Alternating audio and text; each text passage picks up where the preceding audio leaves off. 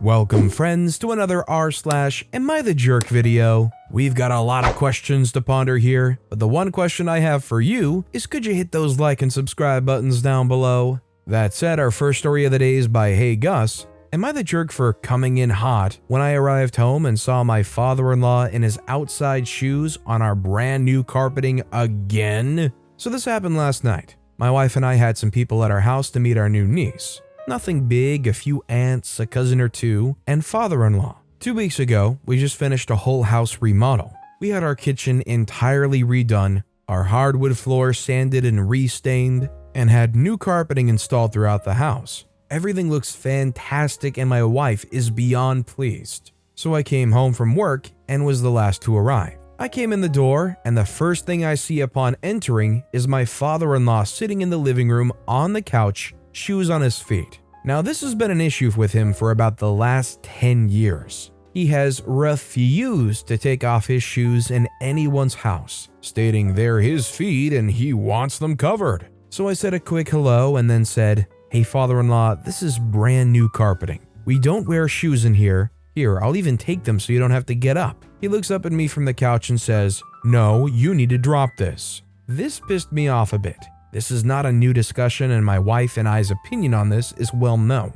I told him this wasn't a new rule and repeated the offer to take them and put them away for him. He got even more upset and asked me if I wanted him to leave, and I told him no, I just want you to respect us and our house rules. He refused. By now, everyone was watching this exchange, my wife looked distressed, and my father-in-law wasn't budging, so I kind of awkwardly said hello again to everyone and went upstairs. After about 10 minutes, my wife came upstairs pretty pissed and told me I'm being a jerk and I need to apologize. I felt I did come in a little hot and came down and apologized to father-in-law, but reiterated that the rule still stood. About 10 minutes after that, he left, earlier than everyone else, and after barely spending any time with his granddaughter. I know this is going to be discussed throughout my wife's family. My wife's aunt has probably already called everyone and told them everything. I feel I was in the wrong, not at least greeting everybody before engaging father-in-law, but he was the first thing I saw walking in the door.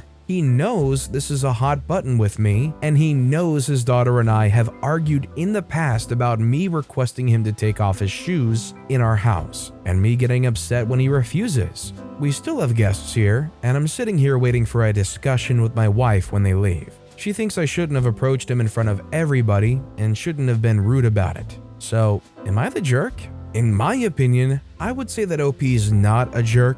I think in almost any culture in the world, whether you're talking about the classic culture of taking your shoes off before entering a house in Japan, or all those stories you've heard of grandma's house where you have to leave your shoes outside the door, I feel like it's a pretty common thing to understand that when you're visiting somebody else's house and they have a rule that you don't wear shoes in their house, it's a pretty understandable request that you should follow. And like OP said, this is a repeated issue. So do you guys think it's fair for OP to come in a little hot-headed seeing them wearing shoes after this has already been an ongoing thing in the past? Let me know what you guys think in the comments. Maybe he's worried that his feet reek. Our next story is by Careful Feature 1277. Am I the jerk refusing to take in family members with a toddler on a long-term basis? I've, 40-year-old male, been asked to take in my nephew, 23, his wife, 23, and their toddler, as the house they were renting from another family member is going to be sold. That was never a permanent place.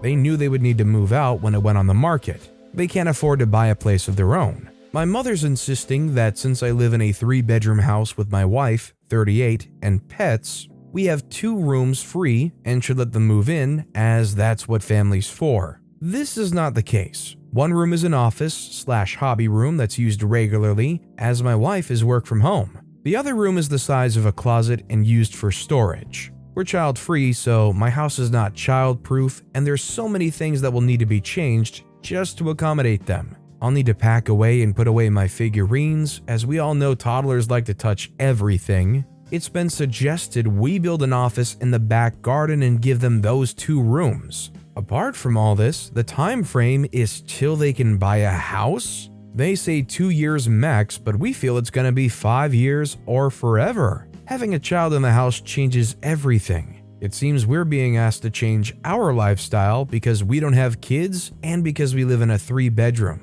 And I don't want to, so am I the jerk? I definitely feel for OP because I feel like this is gonna be a messy family fighting thing, but I don't think OP's the jerk at all.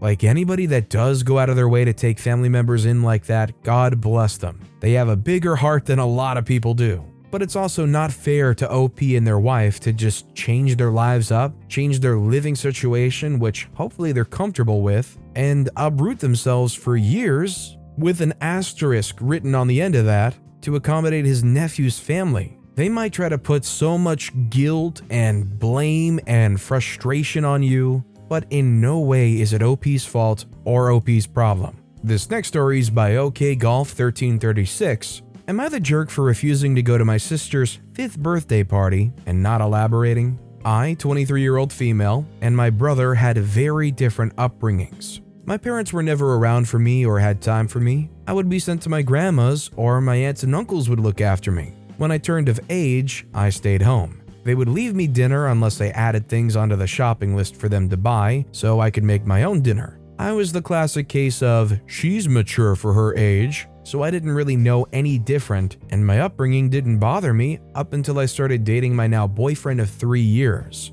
I basically realized that my childhood has left some deep wounds that I've just been ignoring, and I've been attending therapy. I've been sheltered and very protected from the world. I was never allowed to go anywhere by myself and had a curfew which forbade me from leaving the house after sunset, which I stupidly stuck to. I didn't have any control over my own money. No bank account until I reached 17, even though I got birthday and Christmas money from relatives. My therapist prescribed me with antidepressants, and I meet her every week, and I think I'm getting better. I'm less anxious, I care less about disappointing people, and overall, I'm healing. My sister was the complete opposite. Both of my parents quit their jobs and burned through their savings to be at home for her. They see her all the time.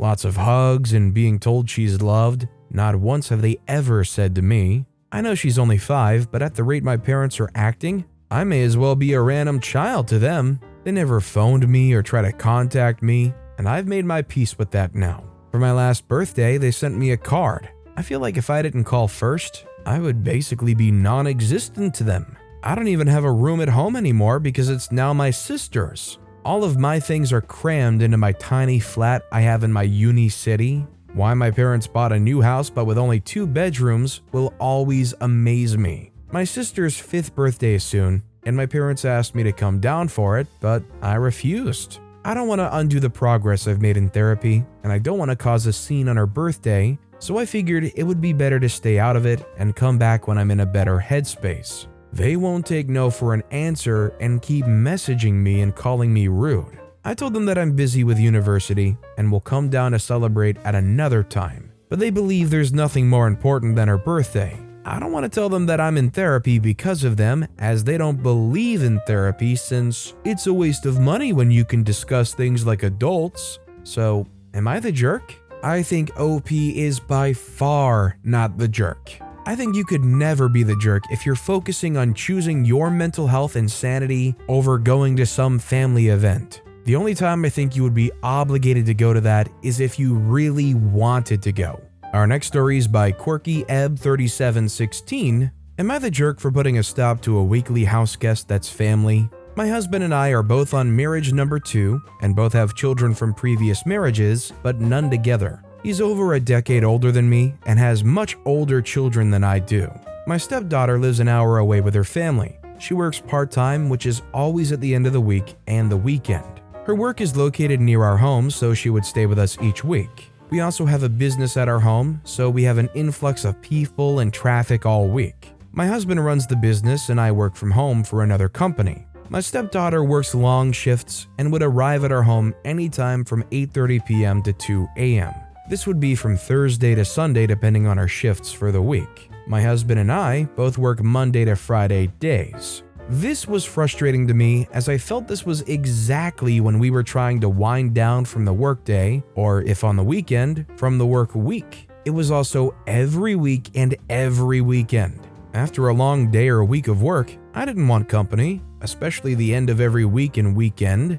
I asked my husband to see if she could perhaps stay elsewhere every second week at least to give a bit of a break. Also, if we had a special day like a birthday or anniversary or even Valentine's Day, I would have to mention to him to ask her to stay elsewhere, or we would end up spending the evening with her. This made me quite uncomfortable in my own home. I didn't feel like I could relax knowing that we would be having company arrive at any time. Also, she would come in while we were sitting watching TV and go on her phone with the volume turned high and all notifications on. Every message she received would result in a ding. The sounds were so loud that if she was in the bedroom with the door closed, I could hear it elsewhere in the house. I'm ADHD, and these noises would really get to me. I had repeatedly asked my husband to speak to her about different things, and although he said he would, he never did.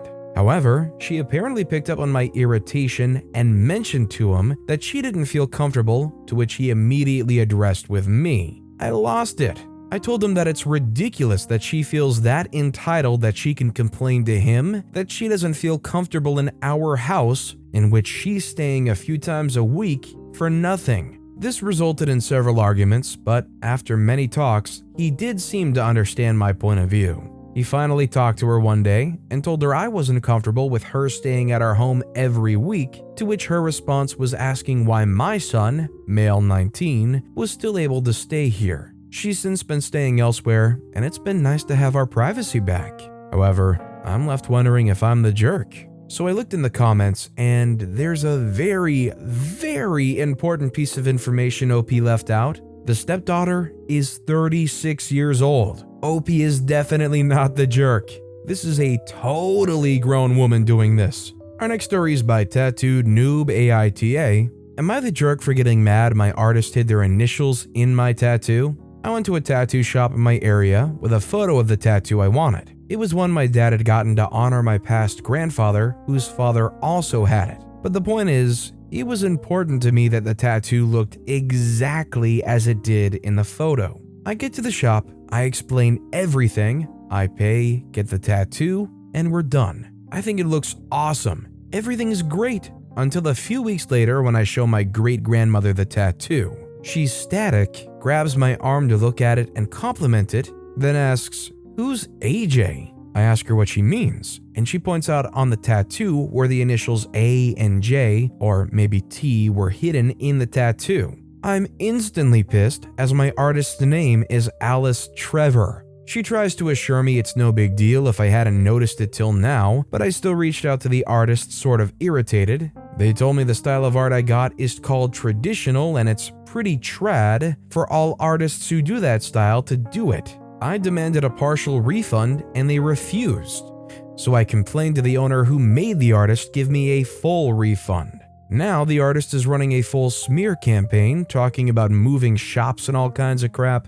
My sister says I'm the jerk for pushing the issue, but I feel like at the end of the day, I told you exactly what I wanted and you didn't do that. Am I the jerk? In my opinion, in no conceivable way could OP be the jerk.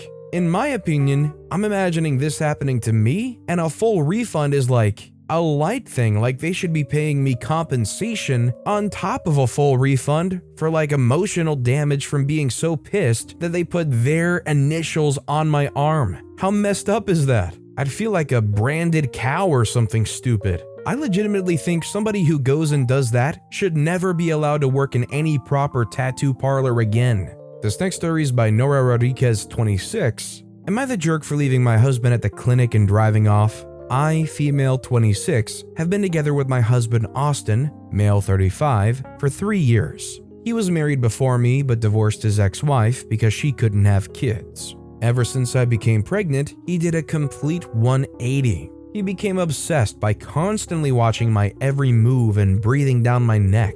He even hung photos of the sonogram. He also came up with a list of what I'm allowed and not allowed to do, like not driving, not eating certain foods, not working, but I stood my ground and continued working, also not wearing high heels or watching certain shows or seeing family unless precautions were taken. It's been exhausting for me already, but he's made it 10 times worse. Yesterday, he woke me up at 7 a.m. and said we had to go to the doctor. I asked why since I wasn't feeling sick, and he said he just had a hunch and I had to skip work and go with him to the appointment just to make sure because he felt something was wrong. I said no, but he went and called my boss and took the day off for me. I was just speechless, but decided to just go get it over with. We got there and he kept scolding me for things I did the night before that might have caused a problem, but literally there was no problem. The doctor told us that, but he asked her to check again, and she did. He then asked her to check again, then again. I couldn't take it when he asked her again.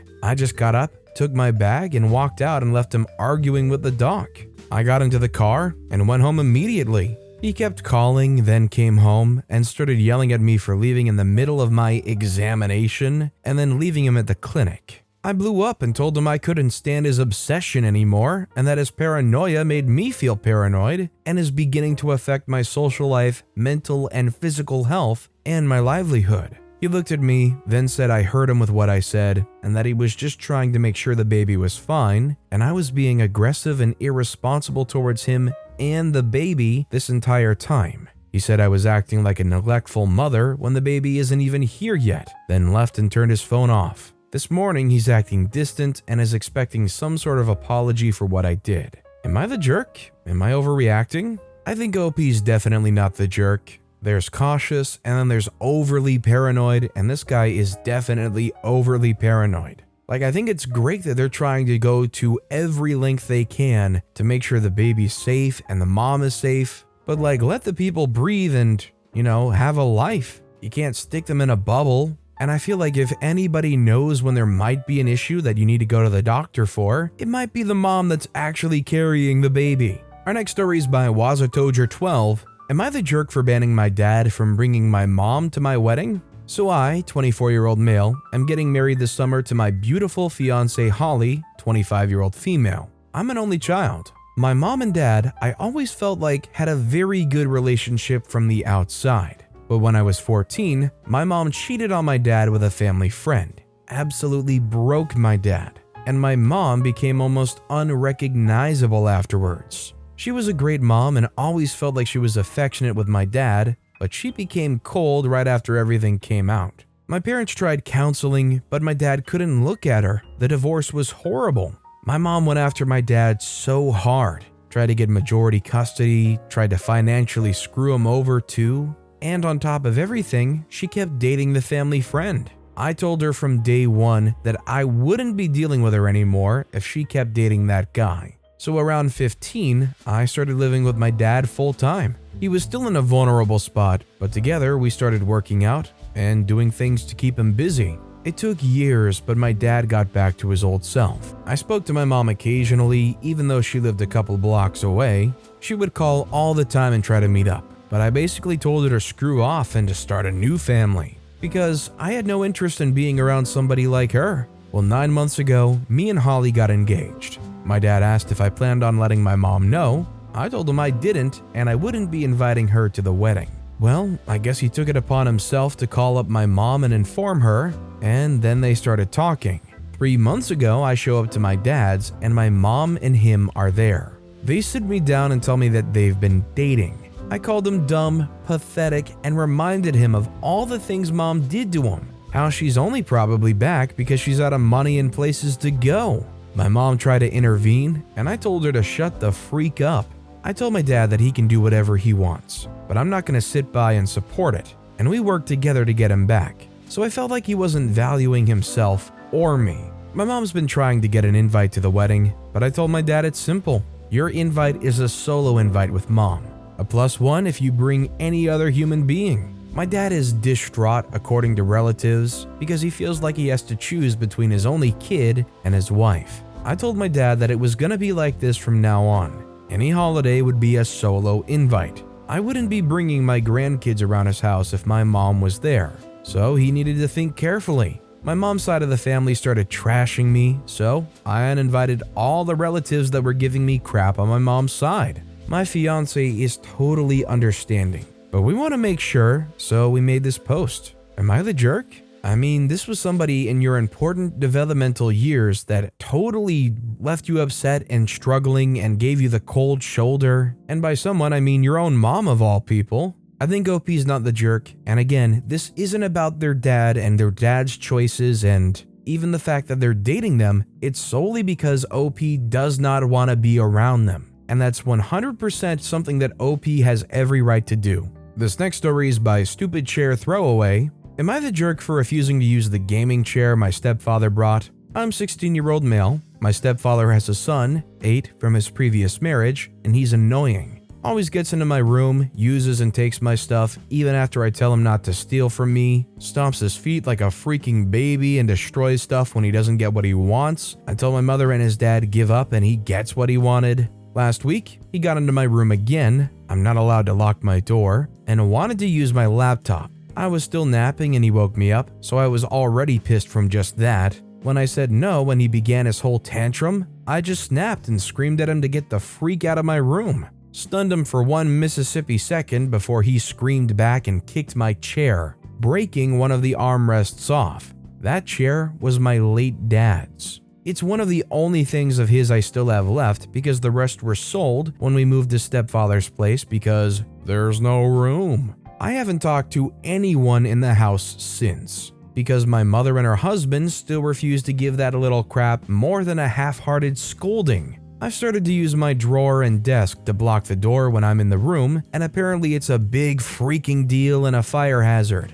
Stepfather bought me a gaming chair to replace my dad's, but I left it out in the living room. I don't want his freaking bribe, and it's not even a good bribe. It's one of those cheap, flimsy gaming chairs that'll fall apart after just 2 hours. So even with duct tape, my dad's still a higher quality than that junk. Now everyone's mad at me and I'm grounded because I'm being petulant. I think OP's not a jerk. They're kind of dealing with a lot right now. There's a lot of emotions tied into that chair. OP's not getting recognized the way they need to and not being validated. And most importantly, a 16-year-old is not getting the privacy that they need. I don't blame OP for moving their furniture in front of the door. If OP's strong enough to move that furniture back and forth in front of that door, if a fire does break out, they're going to be able to move it probably pretty quickly. And here's a bright idea for the parents. If it's that much of a concern, let them lock their door. They're 16 years old. Our next story is by Icy Tiger 79. Am I the jerk for taking my babies on the quiet carriage for a train ride? Me and my twins, 9 months, were traveling to see family and went via train. I lined the trip up with their nap schedule, so by the time we arrived at the station, they were asleep in their stroller. I first entered a normal carriage, but there were child screaming, loud talking, music playing with no headphones, etc. I didn't want to deal with that for the 3-hour ride or risk the babies waking up. So I moved to the next carriage, which happened to be a quiet carriage. There were maybe 10 people in this carriage, and I could tell they weren't happy seeing the babies. No blame, I understood their concern. I sat in the seats closest to the doors, so if the babies woke up, I could leave. One lady in particular, 3 rows up, was sending me death stares, but I just settled in and ignored her. She came up to me before we'd even departed and told me it was a quiet carriage. I told her I knew and would move if we made any noise. She tried telling me kids weren't allowed in these carriages. Not true, but I just repeated what I said earlier and smiled until she walked away. About an hour into the ride, one of the babies makes a noise in their sleep. It lasted a second and was quieter than if someone were to have sneezed, coughed, etc., which had happened, yet I didn't say anything, nor did anyone. The lady from earlier bolted right up, came up to me, and told me I had to go. She said I had violated the quiet carriage noises and made an attempt to grab my stroller. I hid her hand away, told her to not touch my stroller that my 2 kids were in, and told her to leave us alone. I told her that her water bottle filled with ice was making more noise than I was, and her scolding at me right now was more of a distraction. She left and came back with a train worker because I was apparently violating the quiet car rules. At this stage, my babies were awake, yet still not crying or fussing. The worker told the lady I wasn't breaking any rules and to go back to her seat. The rest of the trip went as planned, no noises from the babies. When I told my family this interaction, most told me that it was obvious kids aren't supposed to be in the carriage and I should have left. I thought it was fine since they're quiet. It wasn't an official rule or even suggested, and I'd seen parents use the quiet carriage before to breastfeed, during nap time, etc. Am I the jerk? That lady that came up to OP is a colossal which, and I feel like it's more than fair considering the kids were asleep, that there's an understanding if they start making noise, don't worry, I'll get right out of here. But no, this lady has to get up off her butt and be more of a distraction than it would be if the kids just quietly slept or quietly sat there for the train ride. Our next story is by HatStrange6226. Am I the jerk for uninviting my girlfriend from mountain climbing? I, 25-year-old male, am an active mountain climber. I've been climbing mountains since I was in elementary school, and I've summited a few fairly difficult ones both in the US and abroad. My girlfriend, 21-year-old female, is not really in shape, and we generally don't share this hobby, but I've taken her on a couple of small hikes, and she legitimately seemed to enjoy them. Earlier this year, I decided to make a trip a couple of states over to climb a mountain of about 4,000 meters. I've done it before, and technically it is an easy climb. When I announced this to my girlfriend, she said that she wanted to come too. At first, I was hesitant because, again, she's far from being in decent shape.